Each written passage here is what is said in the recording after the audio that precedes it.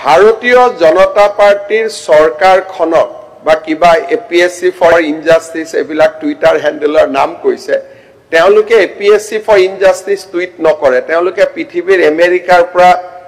ইংলেণ্ডৰ সব ঘটনা টুইট কৰে এবিলাক হ্যান্ডেলৰ কোনো ক্ৰেডিবিলিটি নাই কিন্তু মই যেটো ক্ৰেডিবল কথা কৈছো যে আজি সদনে অসমৰ প্ৰাক্তন মুখ্যমন্ত্ৰী সৰ্বানন্দ সোণোৱাল ডাঙৰীয়াক ধন্যবাদ জনাব লাগিব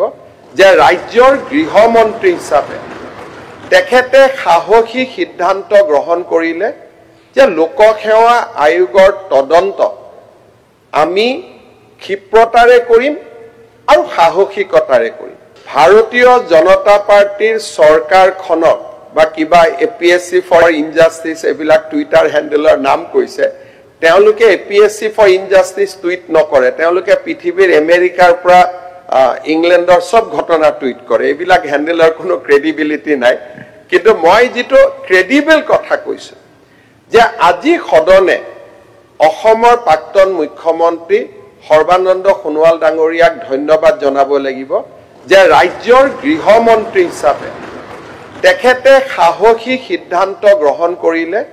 যে লোকসেৱা আয়োগৰ তদন্ত আমি ক্ষিপ্ৰতাৰে কৰিম আৰু সাহসিকতাৰে কৰিম ভাৰতীয় জনতা পাৰ্টিৰ চৰকাৰখনক বা কিবা এপিএসসি ফৰ ইনজাস্টিস এবিলাক টুইটাৰ হ্যান্ডেলৰ নাম কৈছে তেওঁলোকে এপিএসসি ফৰ ইনজাস্টিস টুইট নকৰে তেওঁলোকে পৃথিৱীৰ আমেৰিকাৰ পৰা ইংলেণ্ডৰ সব ঘটনা টুইট কৰে এবিলাক হ্যান্ডেলৰ কোনো ক্ৰেডিবিলিটি নাই কিন্তু মই যেটো ক্ৰেডিবল কথা কৈছো যে আজি সদনে অসমৰ প্ৰাক্তন মুখ্যমন্ত্ৰী সৰ্বানন্দ সোণোৱাল ডাঙৰীয়াক ধন্যবাদ জনাব লাগিব যে ৰাজ্যৰ গৃহমন্ত্ৰী হিচাপে তেখেতে সাহসী সিদ্ধান্ত গ্ৰহণ কৰিলে যে লোকসেৱা আয়োগৰ তদন্ত আমি ক্ষিপ্ৰতাৰে কৰিম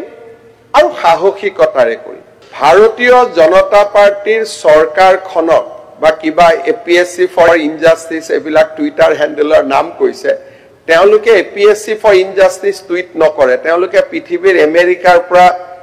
ইংলেণ্ডৰ সব ঘটনা টুইট কৰে এবিলাক হ্যান্ডেলৰ কোনো ক্ৰেডিবিলিটি নাই কিন্তু মই যেটো ক্ৰেডিবল কথা কৈছো যে আজি সদনে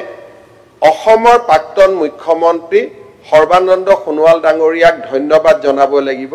যে ৰাজ্যৰ গৃহমন্ত্ৰী হিচাপে তেখেতে সাহসী সিদ্ধান্ত গ্ৰহণ কৰিলে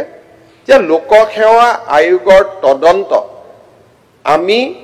ক্ষিপ্ৰতাৰে কৰিম আৰু সাহসিকতাৰে কৰিম